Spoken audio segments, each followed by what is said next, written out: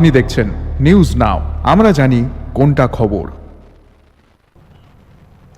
মঙ্গলবার পশ্চিম ত্রিপুরা জেলা স্তরীয় কলা উৎসব অনুষ্ঠিত হয়। দুদিন ব্যাপী এই কলা উৎসব আগরতলার মহারানী তুলসীবতী বালিকা বিদ্যালয়ে আয়োজন করা হয়। অনুষ্ঠানে উদ্বোধক হিসেবে উপস্থিত ছিলেন আগরতলা পুর নিগমের ডেপুটি মেয়র মনিকা দাস গুপ্ত, 20 নম্বর ওয়ার্ডের কাউন্সিলর রত্না দত্ত, শিক্ষা দপ্তরের আধিকারিক সহ বিভিন্ন বিদ্যালয় থেকে আগত ছাত্র ছাত্রী সহ শিক্ষক শিক্ষিকা বৃন্দ।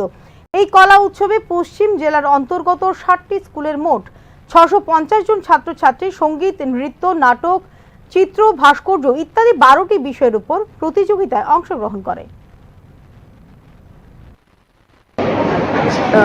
তুলসীবতী গার্লস হাই সেকেন্ডারি স্কুলে জেলাভিত্তিক কলা উৎসবের উদ্বোধনী অনুষ্ঠান, দুদিন ব্যাপী চলবে এই উৎসব।